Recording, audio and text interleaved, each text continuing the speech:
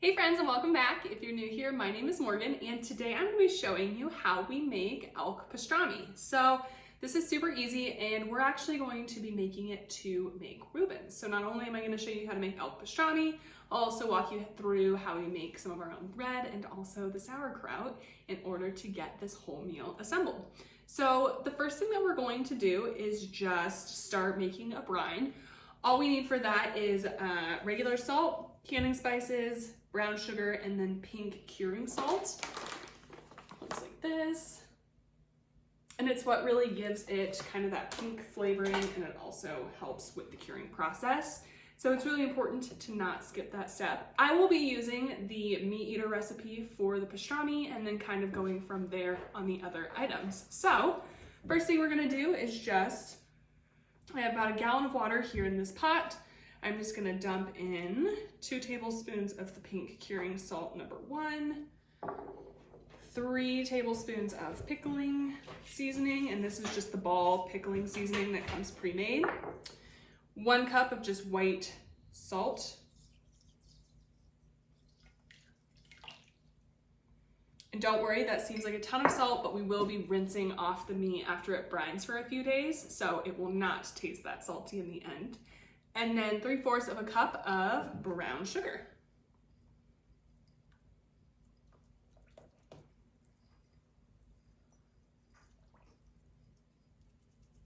Next, we're just gonna take this over to the stovetop, and we're just going to heat it up enough to get the salt and the sugars to dissolve. Once they're dissolved, then we're gonna take it outside, mostly just because it's cold out, or you can stick it in your refrigerator, and you're gonna let it come back down to room temperature or a little bit chillier. So let's get this boiling. Now that I have that on the stove behind me, I am going to get started on making the sauerkraut. All you need for sauerkraut, it is super simple, is cabbage. It could be red or green, whichever color you prefer, salt, and a container to ferment it in. Okay, so the first thing that we're going to do with the sauerkraut is we're just gonna finely chop up the cabbage. As you can see here, I am using a purple cabbage. Make sure that you give your cabbage a really good wash. And before you chop it up, you wanna think about kind of the tools or the way that you're going to do it. So as you can see here, I have a glass weight, and when you fill this up with the cabbage, you need something to hold the cabbage down so that it stays submerged in the liquid.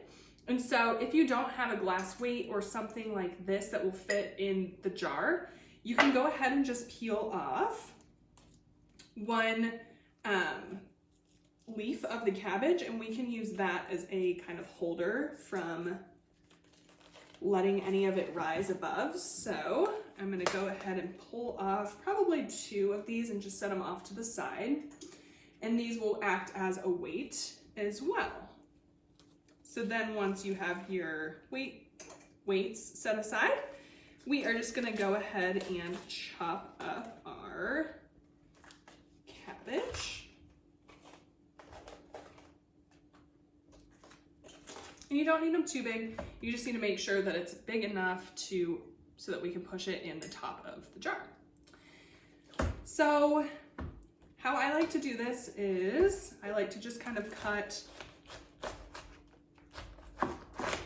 little pieces off at a time. I find it a lot more manageable. If I have a gigantic piece, I think sometimes I can get a little bit inconsistent with my sizes. Then I just cut it in thirds, and then here you're basically just dicing like shoestring type pieces of cabbage. So you just want them pretty consistent in size and relatively thin. And when you're chopping your cabbage, this is one of those things where it's gonna seem like a ton right now, but as you get going and as we start pulling out the liquid with the salt, it's definitely gonna compress, and it'll be a lot less than we would think it's going to be. So make sure that you cut more cabbage than you think you should initially. All right, so now that I have all of my cabbage cut, I'm just gonna clear my working space, and I can see back here that this is all done. So I'm just gonna put the lid on it and go take it outside. If it's not cold where you are right now, this would be when you're going to just stick it in the refrigerator. We're gonna get it back down to room temperature or colder, and then we will be adding the meat in. The way you can tell when everything is dissolved and ready to go is when you're just stirring the water, the liquid, run your spoon around the bottom of it and then kind of pull it up. As long as you're not seeing any crystals of salt or sugar or anything like that, you are fully dissolved and you're good to go. So I'm gonna take this outside and then we'll get right back to the sauerkraut. All right, so I just got the brine put outside and now we're gonna keep going on the cabbage. As you can see, here's the amount of cabbage that I ended up with. And it was only about half of this head. I'm only looking to do about 2 of these jars worth. So I think we should be good with about half of a head. My rule of thumb for the next step is about 1 tablespoon of salt per head of cabbage is where I like to start. So because I'm only using a half, I'm just going to do a half of a tablespoon of salt. And this is just regular, everyday salt. And then keep the salt close because we might need more. You are literally just going to start massaging the salt. Make sure your hands are clean. Oops. Massaging the salt into the cabbage. And what this is gonna do is the salt is actually going to pull out a lot of the moisture from the cabbage. And we are going to use that moisture as the water that the cabbage is sitting in. So when I said before that we're gonna pull out some of the leaves or have a weight to make sure that the cabbage stays underneath the liquid, this is the liquid that we are creating right now. So this takes a little while. Sometimes it feels like it's never gonna work. Just keep massaging it in. I promise the liquid will start pulling out and I will give you an update as we get a little bit closer. So as you can see, some water is starting to come out, but not a ton. I've probably been at this for, I don't know, 4 or 5 minutes. And one way to tell if your salt is right is by just tasting a piece. It should taste salty, but not super salty, like unbearably salty. It should taste kind of like the ocean salt or a little bit less. And so if you taste a piece of your cabbage and it's not super, super salty, or it's not, you know, ocean levels of salt, go ahead and just add in a little bit more. I will say, remember that you can always add more salt. You cannot remove salt, so be careful as you're doing this. And I actually just tried a piece and I'm gonna add in a little bit more salt. First, I'm gonna wash my hands. So I did about a half a tablespoon at first, and now I'm gonna just maybe do a 1/4 tablespoon. I don't wanna get crazy. Sprinkle that all over, and then we're going to continue mixing. Okay, so I let it sit for a little bit. I probably massaged it for like 10 minutes and then just let it sit. And you can see we're starting to get some juices in the bowl. So I'm gonna dump them down there. So we're off to a great start. We need a lot more than that though. So I'm just gonna keep massaging. And honestly, you kind of gotta be a little aggressive. You really gotta get into it. So make sure you're working it pretty well. And ultimately we want enough liquid to pretty much cover this bowl. So we're just gonna keep going. So you can see when I pick it up and squeeze it out, there is a lot of liquid coming out. So we are headed in the right direction. Okay, so we are in a pretty good place. You can see there's a lot of juice there. Oops. And when I push down, the juice pretty much covers all of the cabbage. So that is really what we are looking for. So the next thing you're going to do is take a few jars or a crock or whatever you have. Make sure everything you're using is super clean, because while we are using the bacteria that comes on the cabbage naturally, the good bacteria, we don't want any bacteria or anything coming from us. So make sure that your jars are super clean. And what you're going to do is just, I like to take a funnel, but you can just kind of scoop it in as well. And then I just put equal amounts of sauerkraut in each jar. And I think it's crazy how much that really condensed. I mean, this bowl was like pretty full before we started, so Make sure, like I said at the beginning, you're using more cabbage than you think. That looks good. We'll come back for it, fill the second one.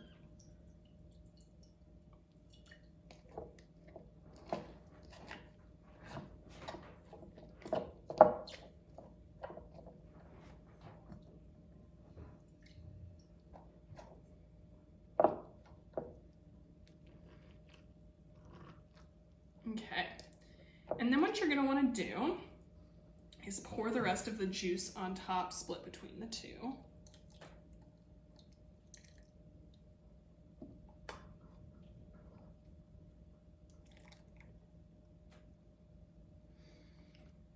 We can set the bowl off to the side, and then you're gonna take your 2 jars, take the funnel out, and push the cabbage down as far as you can, and the liquid should be coming up. So you can see I've got cabbage here and there's liquid on top. There's no cabbage hanging out. And that's how we know that we have enough liquid. If for some reason you don't have enough liquid and the cabbage is still kind of poking through the top, that is when you are going to want to put it back in your bowl and keep pressing it, massaging it until you can get enough liquid out. Okay, so here are kind of the 2 different ways that you can now finish off your sauerkraut so that it's ready to sit. Again, make sure that when you look at the jar, especially this one, since it's not totally full, you don't have any pieces of cabbage. Even something so small can really kind of ruin your entire thing and introduce mold or allow mold to grow. So make sure you don't have any pieces of cabbage hanging out on the upper part. And then 2 different ways you can do this. The first is just with this glass weight. Again, make sure everything you're using is super clean. And my hands are slippery, so I might drop it in. But all you do is just put it in, press it down, and that makes sure that none of the cabbage can sneak out from the juices. And then the second option, and this one is a little bit harder but can definitely work just fine, is taking a piece of cabbage like we had discussed and putting it in the top of the jar and pushing it down so that none of the cabbage is on top.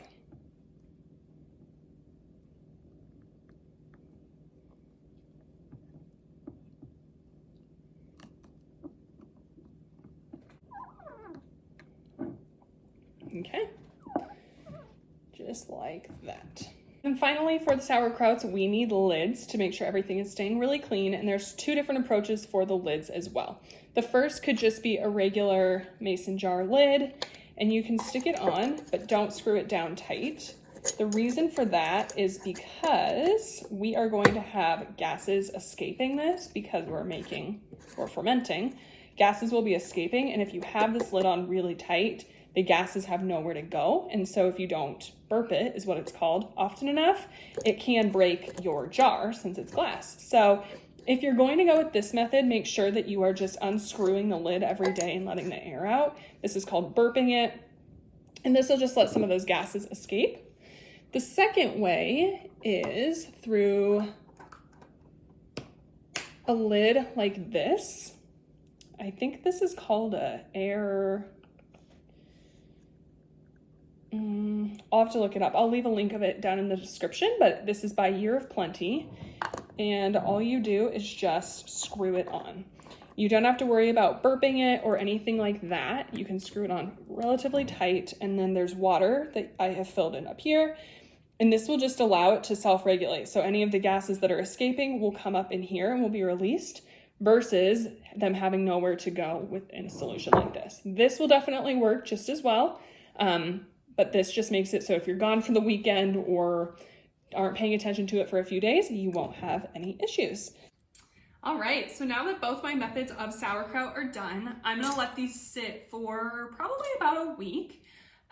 Because I want to use it on the pastrami or on the Rubens sandwiches that we're going to be making, those will probably sit in the brine for 4-ish days, so I will probably just let these ferment for the same amount of time. Obviously, if you want your sauerkraut to be really zingy or sour, you can let this ferment for quite a long time. You want to make sure that you're continuing to burp it if you're doing, a normal lid like this, but pretty much the more sour you want it, the longer you let it sit. And if you don't love super sour sauerkraut, then don't let it sit for that long. That's the beauty of making your own. It's super cheap, it's super simple, and you're able to make it and customize it for exactly how you like it. So with this, I'm just gonna set it on the back counter, kind of forget about it except for burping this once a day. And I'm gonna get this cleaned up, and then once the brine cools down, I will bring that back in and we will get that finalized for today. Hey friends, and welcome back. So it's been about 5 days since I put the elk in the brine. So what I'm gonna do now is take the elk out of the brine. I'm gonna put it in some cold water and let it sit there for about an hour or two. The reason I'm doing this is because I left it in the brine a little bit longer than I originally wanted to. My roast is not super big, so leaving it in for 5 days is gonna make it feel a little bit salty. So I'm gonna let it soak for about an hour or two, and then we will get back and start smoking it. Here is what it currently looks like. If you remember when we put the roast in, I just put a plate on top of it that you can kind of see right there. And that was just to hold the roast underneath the brine so it wasn't floating back up to the top. So I'm just gonna remove this plate, pull the roast out, and let it soak in some water. Okay, so literally all we're gonna do is just grab the roast out. And I'm just using tongs because it makes my life easier. Let it drip a little bit, and then I'm just gonna put it, this is just really, really cold water. I'm just gonna place it inside this bowl, put the lid on it, and I will be back in about an hour and we will get to cooking it. We'll see you soon. Okay, so it has been an hour that I have let the meat soak. So the next thing we're going to do is just take the meat out of the water. We're gonna pat it super, super dry, and then I'm just gonna let it sit at room temperature for about an hour. This will help let it come up to heat a little bit, or just warm up, so that way it's a little bit quicker to cook. And then we will rub it with a dry rub. Okay, so all I have here is just a cutting board, and I laid down a few layers of paper towel.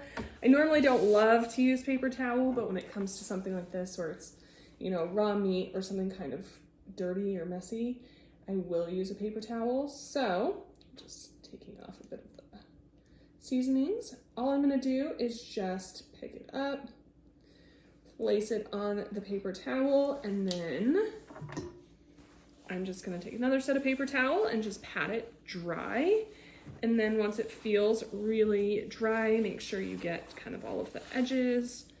Once it feels dry, I'm just gonna let it sit for about an hour. Just let it heat up a little bit, make sure it's really dry, and then we are going to mix up a dry rub that we will spread around the outside of the meat. Okay, so it's been about an hour and my meat is all dry. So the next thing that I'm going to do is just put some rub on it.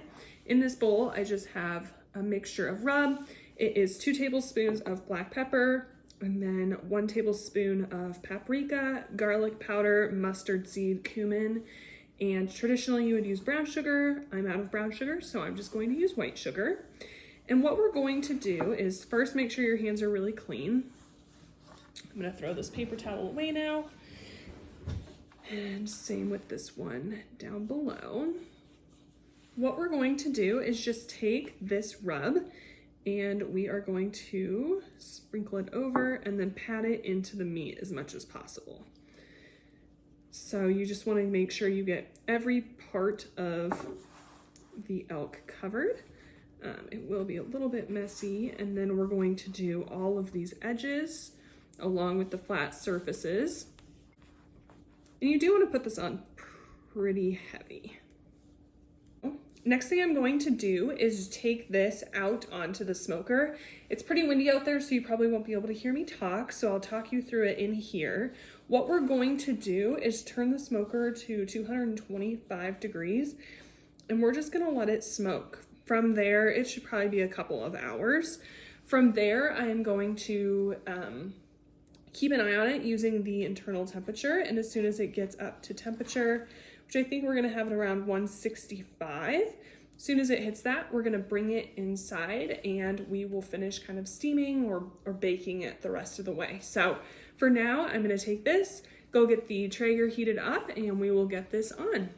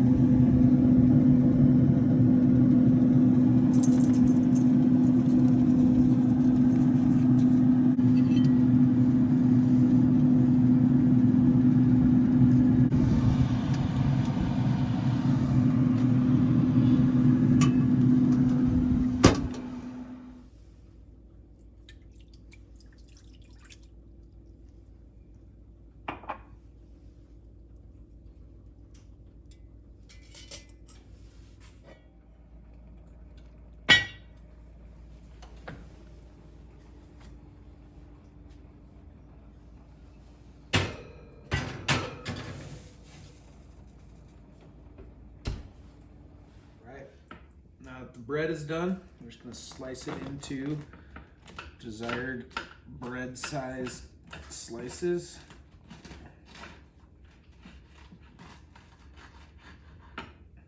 One there.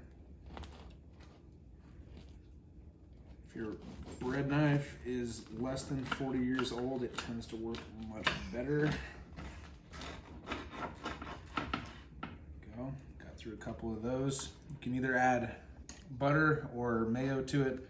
I like to do mayo. This is actually what most like commercial grade mac and cheese are done with. It's not actually butter because it browns better once you put it on the panini fryer.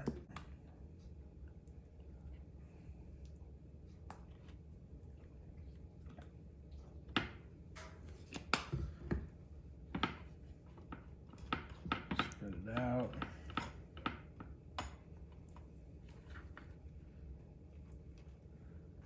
This is the side you'll put onto the fryer or panini press.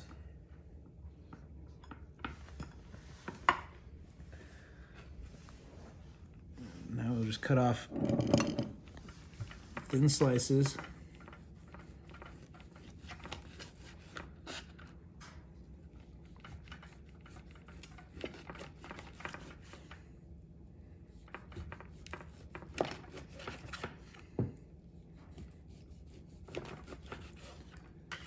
You can see here, since there's obviously no fat in this being wild game, but it's still, it's got that very loose grain to it. So flip this over, assemble our pieces. You don't have to spread them out, just doing that for effect.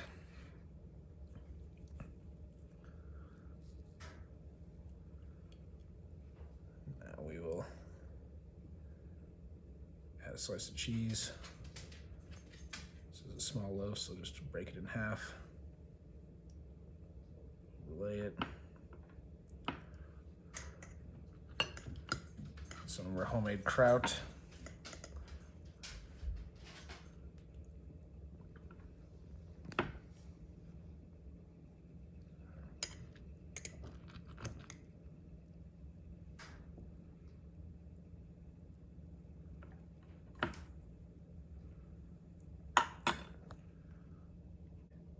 And then you can add Thousand Island at this step, or you can add it after the fact. Prefer to do it after the fact because then it doesn't get as runny in there.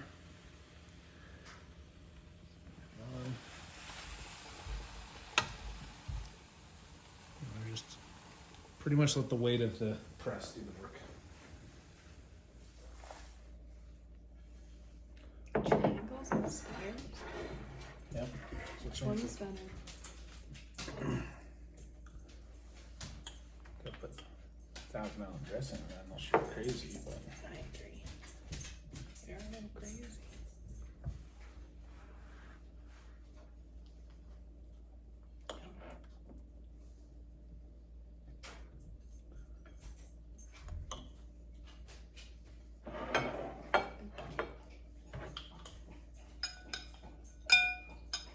sweet potato fries.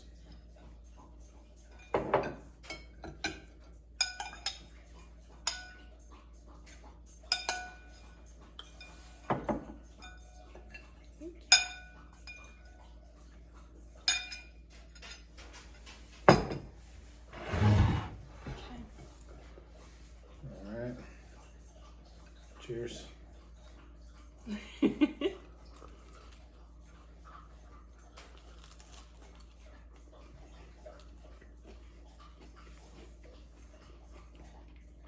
Delicious. It's really good.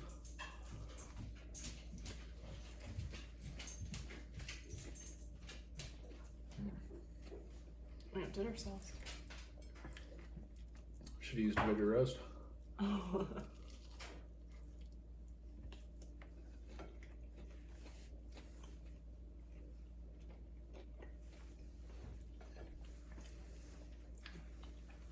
Fantastic. All right, guys, we are going to enjoy our dinner. Thank you so much for joining us, and we will see you in the next one. Bye. Cheers.